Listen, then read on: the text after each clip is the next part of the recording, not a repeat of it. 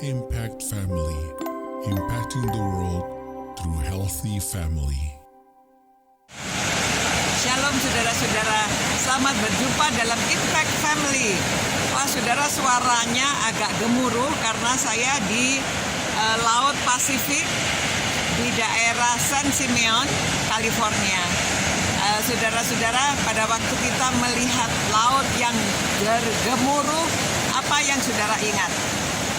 Kita mengingat betapa besar kuasa Allah yang menciptakan langit dan bumi serta isinya. Laut yang bergemuruh, yang luar biasa luas dan indahnya. Dan ada 3 cerita mestinya saudara bisa ingat.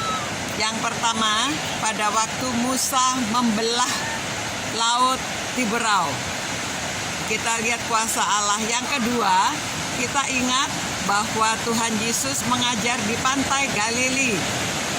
Yang ketiga, kita ingat bahwa Rasul Paulus, dia sering berkeliling mengabarkan Injil dan dia pernah karam karena laut yang gelombangnya besar.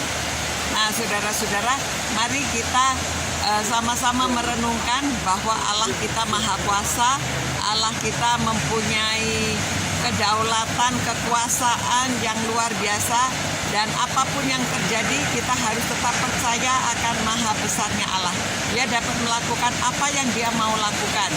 Jadi mari kita merenungkan firman Tuhan.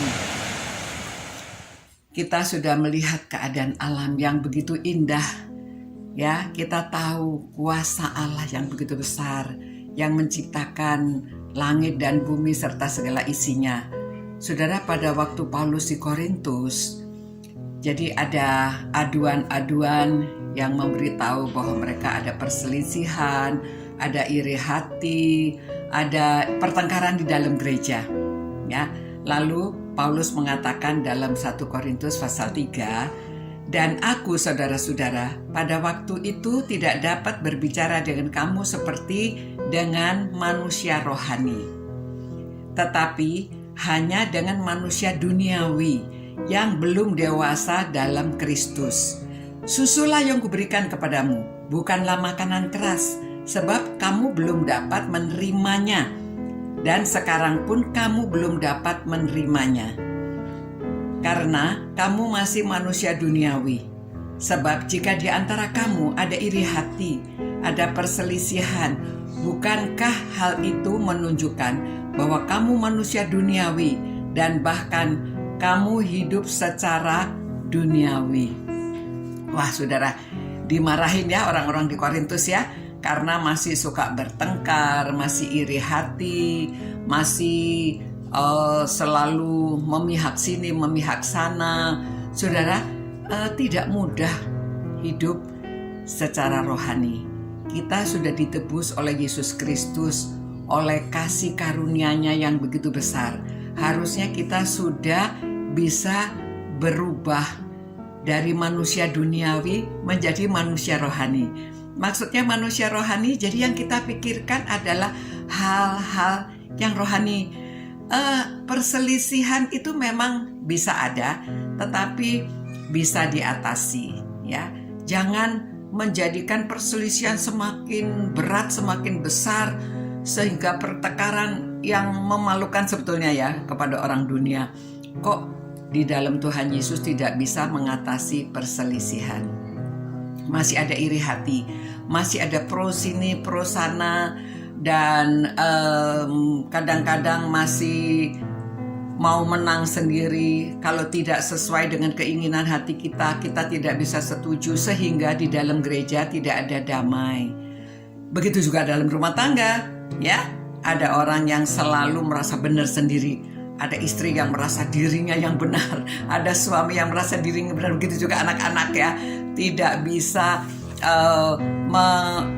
kompromi. Kadang-kadang ada kompromi yang baik ya. Kompromi bukan hal yang kompromi akan hal yang salah, tetapi di dalam keluarga, di dalam gereja perlu kita tidak memperbesarkan perselisihan. Jadi kita ingat bahwa semuanya dari Tuhan, untuk Tuhan, kemuliaan bagi Tuhan. Jadi bukan untuk kita selalu mau menang sendiri. Saudara-saudara, jadi itu sebabnya Paulus bilang, susulah yang kuberikan kepadamu, nasihat yang ringan-ringan begitu ya yang diberikan. Jadi belum sampai, kita tuh seharusnya kan mengerti tentang Tuhan, tentang kealahan, tentang doktrin, tentang banyak hal yang mendalam. Tetapi tidak bisa kita menerima hal yang berat, karena hal kecil saja masih dipersoalkan. Itu sebabnya saudara-saudara, mari kita menjadi anak-anak Tuhan yang dapat menerima hal-hal yang lebih mendasar, yang lebih mendalam tentang keyakinan kita. Jangan mempersoalkan hal-hal yang kecil yang dapat kita selesaikan. Saudara-saudara, mari kita minta supaya Tuhan memberi kita hati yang terbuka, yang rela, yang dapat saling memaafkan, yang dapat saling menerima, ya. Dan yang penting bukan hanya saling menerima, saling memaafkan, tetapi benar-benar kita mengerti secara mendalam supaya kita bisa menerima nasihat atau hidup yang lebih mendalam hubungan kita dengan Tuhan. Ya, mari kita berdoa. Tuhan, terima kasih Tuhan, karena maha besarlah Engkau yang menciptakan langit dan bumi serta segala isinya. Kami ini Tuhan yang sudah menerima keselamatan dari Engkau.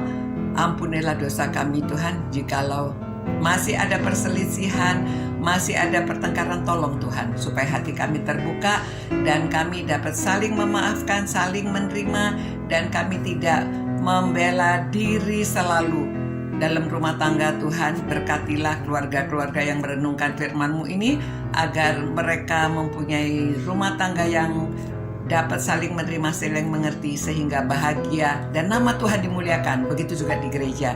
Biarlah kami hanya memuliakan nama-Mu yang maha besar.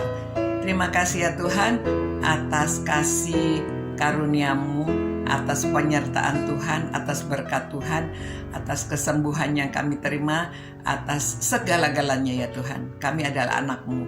Terima kasih Tuhan, demi nama Yesus kami berdoa. Amin. Selamat malam saudara-saudara, sampai berjumpa pula. Selamat beristirahat dan Tuhan menyertai saudara-saudara. Sampai berjumpa, ciao. Impact Family, impacting the world through healthy family.